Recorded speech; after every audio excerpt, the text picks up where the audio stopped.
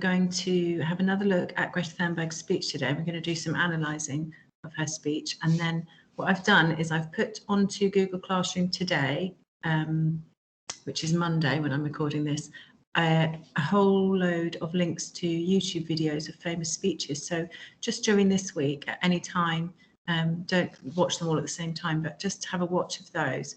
And they're all very different, and they'll give you an idea of the sort of speeches you know, that we're looking for. Okay, so let me just share with you the flip chart for today.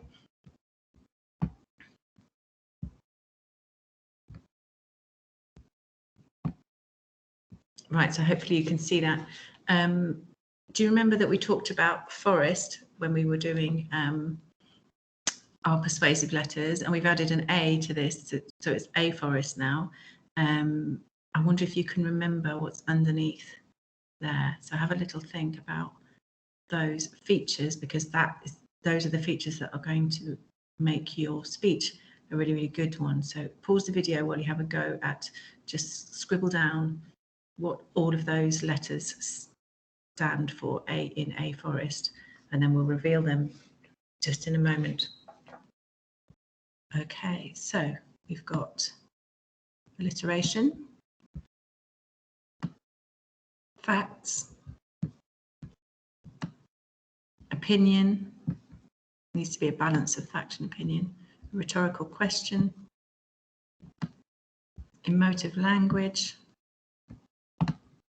statistics, and finally triples or three, the rule of three. Okay, so let's have a quick look at what we're going to do today. So I'm going to go to the next slide. This is the text of the speech over here. And remember that that's on Google Classroom. So what I'd like you to do is go through that speech and look for the features. If you've got highlighter pens of different colours or felt tips or colouring pencils, see if you can make yourself a key and find all of those features in the speech. I'm going to show you in a moment one that was done last year just to give you an idea of what I want. If you can't print it off, just jot them down somewhere. So if you can find, let's see if we can find an example of an alliteration. There's not that many actually. There's a Tales of Eternal Economic Growth. They're both beginning with E. Entire ecosystems, again, they're both beginning with E. Crystal clear.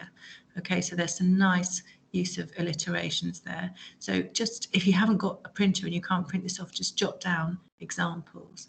Okay, there's a huge lot of facts and statistics there later on in the speech where she starts talking about to have a 67% chance of staying below 1.5 degrees global temperature rise, the best odds given by the Intergovernmental Panel on Climate Change. The world has 420 gigatons of CO2 left to emit back on January the 1st, 2018. Today, that figure is already down to less than 350 gigatons. So you could highlight that in both facts and statistics.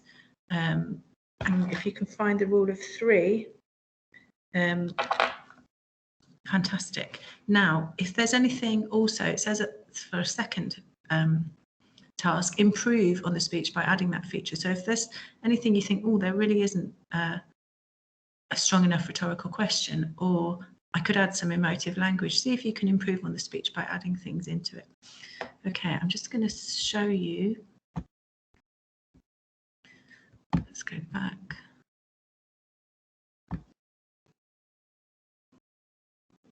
Okay, so here I have, I hope you can see that, just an example. So at the bottom there's a key of all of the forest features, and then they've just used highlighter pen to highlight the speech, so you're analysing the text. Okay, that is your task for today. Once you've done that, I want you to go onto Google Classroom, and the link's on there, and have a look at one of those videos, and just watch one or two of them a day. Emma Watson is a really good one. You don't have to watch it all the way through to the end because it's quite a long one, but what's really interesting about Emma Watson's speech is that the delivery is very quiet and calm, but it makes it really effective. So you don't always have to be sort of shouting and thumping your fist to make a really effective speech. So watch the Emma Watson one if you can. Okay, so good luck with that, and I will see you on the Zoom. No, not on the Zoom. I will see you on here tomorrow morning.